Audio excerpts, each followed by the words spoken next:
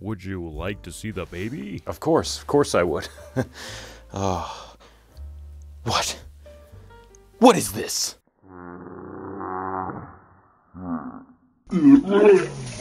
I don't want to hear it. Who is he? It was Mr. Microsoft. You're not thinking of aborting him, are you? No. I've got much bigger things to abort now. No! Don't miss the action revenge thriller of the summer, Revenge for Windows Live. Rush Hour 1, great movie. Rush Hour 2, fantastic movie. Lost Planet 1, great game. Lost Planet 2, he ain't gonna be in Lost Planet 3. There are a few games that you could play near or just play music from near me when I'm in a coma that would instantly wake me up. And this game and all of its music and everything within it is one of those. This game is part of my DNA. This game is who I am. I have no control over it, just how it is. I am part Lost Planet 2. It's in my helix. My double helix. That's the name of a book I read when I was in 10th grade. It sucked. When this game came out originally in 2010, I just about 100%ed everything in it except for anything multiplayer related, because as stated in the Lost Planet 1 video, I am not particularly good at Lost Planet multiplayer. I'm good at co-op. I'm good at single player. Competing against other people? God, I stink. I really don't know what it is about Lost Planet 1 and 2 that speaks to me so closely. Is it the acrid? Is it the vital suits? Is it the music? Is it the visual presentation? Is it EDN3? Is it any of the characters? Well, definitely not the characters, because Lost Planet 2 has no characters, really. I got to play this game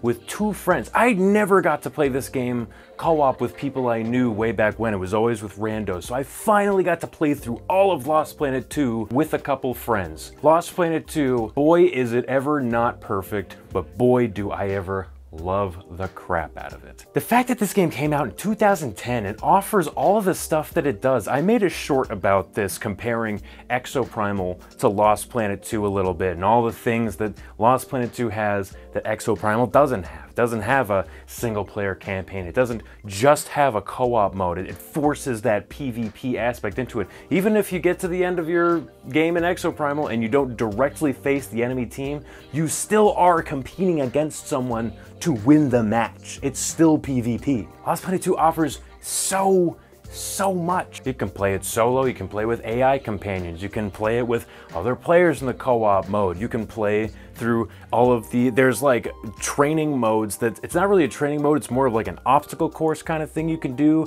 and you get medals and you can unlock stuff based on that. It's got a whole slew of PvP modes that you can go through. There is a ton, and I mean a ton of content here ripe for the picking. It's got factions that you can join. It's got character customization for each of the different factions, so you can have 5 different characters. There's so much here. You can play as Marcus Phoenix, and what more do you want?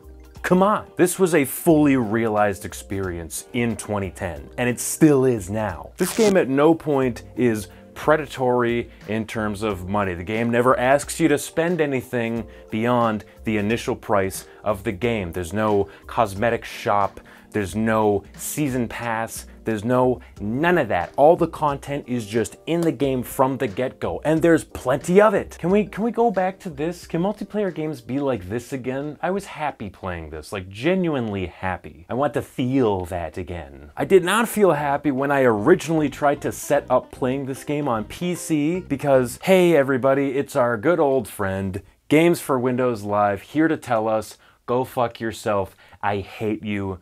Love Microsoft. If you want to get this game to work on PC at all, it's not like Lost Planet 1 where there's Lost Planet Extreme Condition and Colonies is broken on PC, but Extreme Condition works just fine on PC. There is only one version of Lost Planet 2, and it's Lost Planet 2, and if you try to play it on PC, it doesn't work without a whole lot of behind the scenes tinkering and stuff to force it to work. On Xbox, however, you can just play. You can just play, and it's great. I love console gaming sometimes. when shit just works, when I just turn on my Xbox One and I purchase Lost Planet 2 and it's backwards compatible and I play the game and it just works. Nothing like it. Okay, enough about all this. Let's actually talk about the game. The story this time around isn't so much about one specific cast of characters like Wayne and breasts in the first game. It's been 10 years since the first game and a whole bunch of different factions are fighting over control of EDN3. The snowiness from the first game is mostly gone. We have warmed up the planet to an acceptable level, I guess, and now we got lush jungles, we got deserts, we got cities made out of fucking garbage or something. I don't know what this city is. It's just like made out of sheet metal and girders. Like, I don't know who lives here, but God, what a shitty city. Different episodes of the game are great because they actually take you to different places all around EDN3 and they have you playing as different factions. So you play as Snow Pirates and then you play as Nevek, who eventually become ex-Nevek. And you got the Vagabundos, which are these like crazy desert pirates that hijack a giant ship and with a giant cannon strapped to it, like for fun. Just for funsies, they do this. That's great. I love factions that are just insane people. They also have a whole faction of Capcom breast women in this game, and yet at no point in the story do they make any appearance except for the very final cutscene when you see one of them just walking in the background of a shot. At no other point does the TNA faction make any kind of impact to the story. They were like, don't worry about writing them into the story, just make a bunch of hot ladies with big titties. That's what people want to see. And you know what? They may have been right. About halfway through the game, the focus of the story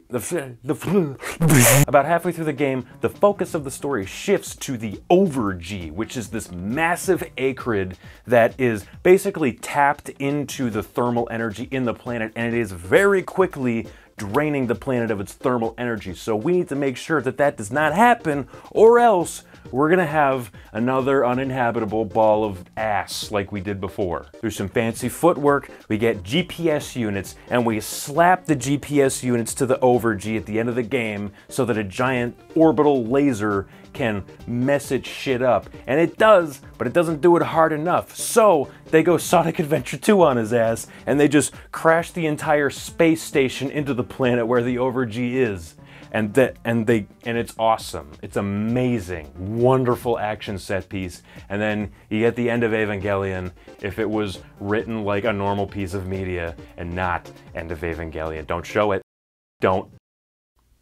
This is a happy place. We talk about happy things here. The story and cutscenes keep the action going. Most of the cutscenes in this game are very action-packed, action-oriented. Some of them are quick-time events that you have to remember to do, or else, whoopsie, you died in the cutscene. Whoops, forgot that could happen. But there's not a whole lot of profound, deep ideas here or anything, nothing like that. Although I will say the motivational speech that you get in this game when you're descending from space back to the surface of EDN3 and the dude is on the radio telling everybody to steel themselves and oh, we're gonna save the world, damn it, and oh, dude, so good. I know like video games are still good now, but video games were so good when I was like, how old was I when this game came out? 2010. I was 16.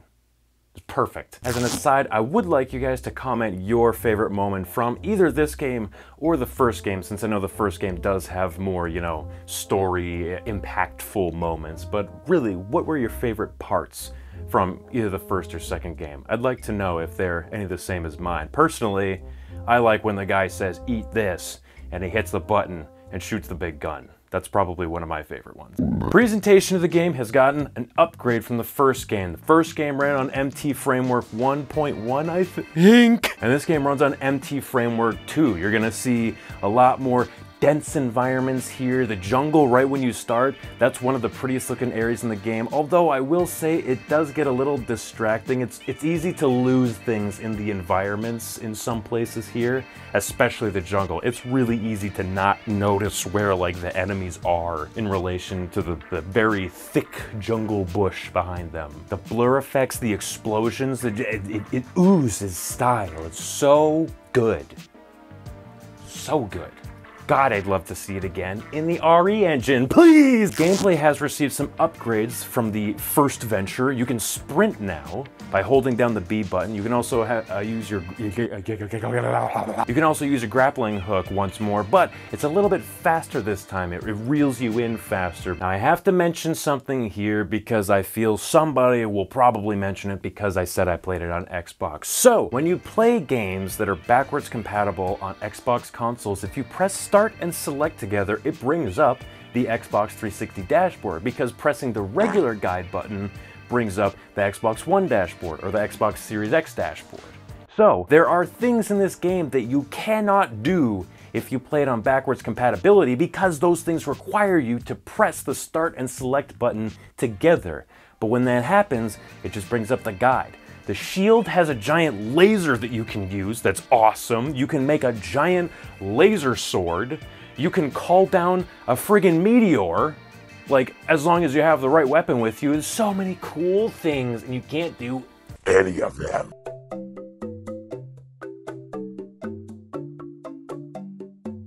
chances of that being fixed are -1 to 0, so I'm just gonna cry about it forever. Speaking of combinations of buttons, I've got a bone to pick with this 13-year-old game. Which one of you absolute jabronis thought that it was a good idea to have the Vital Suits melee be mapped to holding down the left stick and pressing one of the triggers? Hey, that sucks. There are so many buttons on this controller. There's no way that had to be how you melee. There's no way it had to be that way. Why have you done this to me? It's been 13 years, Capcom. Answer for your Sins. So, the way you unlock things in this game are by getting points. And to get points, you get these boxes in every mission. Sometimes enemies drop them, bosses will drop lots of them when you take them down, etc., etc. You pick them up, and then at the end of the level, you get a chance to open the boxes. It tells you how many points you got from them, and then you can go back to the menu and buy stuff with the slot machine with the points. So, the problem is, these boxes do not stick around. They stick around for like maybe 20 seconds. So it's really easy to miss them. That, and when you fight the boss at the end of each episode, or at the end of each, big set piece, they usually drop quite a few boxes, but then a timer immediately starts for the mission to end. So you've got to scramble to pick up as many of those boxes as you can, because the ones you don't pick up, you just don't get them. You don't get the points for those. If you did not touch that box, it's not yours. So, you got 20 seconds to scramble around, pick up all the boxes. And if you happen to be like, on the other side of the boss, who's the size of the Empire State Building, you're gonna have to scramble up and over his rotting corpse to get to the other side where the boxes landed. And if you had to do that, congrats. You've probably already missed like half the boxes. If it had to take you that 5 seconds to get over there, they're gone. That's it. And that's the majority of the boxes, is when you beat big bosses. Why? Overall, this game is still so fun that I can't not recommend it, especially for a group of friends. Playing solo might be kind of disappointing, I get that. But if you got a group of friends, you got Xboxes. Lost Planet 2, it's a good time. It's a really good time. I mean, the bosses in this game are so fun. You got the first boss who you can knock down, climb inside of him, and shoot his heart from within.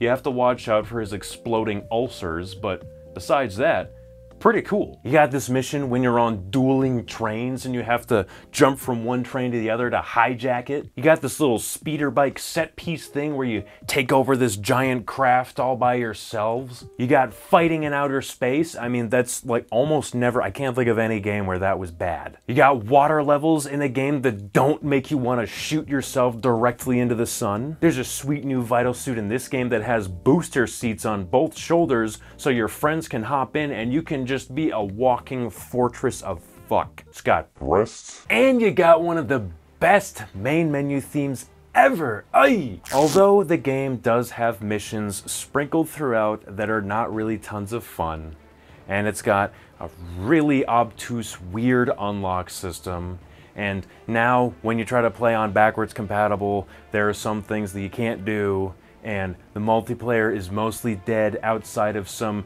scheduled play sessions, which you can actually find on the subreddit for this game, r/lostplanet. Put a link to it in the description down below in case you do want to play with other people. But on average, outside of that stuff, this game is exciting, engaging, just downright fun. Like, it is fun to shoot stuff in this game. It's fun to hit things with the gun sword. It's fun to get in a vital suit and punch someone's lights out. It's fun to just do all the stuff that there is to do. It's a fun, it feels like this game is just happy to be here. You know what I mean? Like, it is just happy to exist, and it feels like it. The whole time we were playing, I felt happy. I felt really happy to be playing a multiplayer game with my friends that has none of the modern multiplayer BS that we are so used to now. It was really a different time in 2010. It was. I wish with all my heart that Capcom fixes Colonies and Lost Planet 2, removes the Games for Windows Live stuff, puts them back up on Steam, and these games enjoy a small but hearty fan base that just loves them to death and never leaves. I wish with all my heart that that happens. I don't know if it will. I really don't. Capcom took these games off of Steam, I think years ago at this point, and has not relisted them with the fixes they need. So it's looking a little grim, unfortunately, for PC people. On Xbox though, bro, literally just turn the game on, hop on, you're in, it works. And in case you had run out of hope for, you know, Lost Planet 2, when we were playing, we left one slot open in our lobby because it was just 3 of us. And most of the missions we played, a rando jumped in our game. So there are still people out there, not coordinated, just playing this game for fun in 2023. And man, how cool is that? How amazing is that? I really, really hope that you guys see this and replay the game or play it for the first time, because Lost Planet 1 and 2 are national treasures. Warms my heart to see people still playing this game all these years later. Thank you guys so much for watching. If indeed you have made it this far, I greatly appreciate it. Make sure you like, you comment, and you subscribe because it helps. Make sure you like, you comment, and subscribe because it really helps me, the channel, and the video a whole lot since I'm doing new types of videos. My videos haven't really been reaching people as well as I think they used to because doing different things now. So anything you guys can do to help, be super duper appreciated. I will be moving on to Lost Planet 3 for the next video. I've been playing Armored Core 6 in between 2 and 3 because I figured I'll have a little bit of time to maybe get through it. I think I'm like halfway through the game, so I don't know if I'm going to beat it anytime soon because I now need to move on to Lost Planet 3, but make sure you check out my Twitch channel, which is in the description down below, to catch whatever I happen to be streaming 3 days a week, as well as the Reset Gang Discord. I've also got a Facebook page now. I know, sound like an elderly person, but I was informed that having a Facebook page is actually beneficial to a YouTube channel. So, got a Facebook page now, got Instagram and TikTok. Make sure you check out all of those because I know you want to see me on every social media platform ever. So yeah, Lost Planet 3. Is it as bad as they say, or is it an underrated gem? We will find out in the next video. Stay tuned.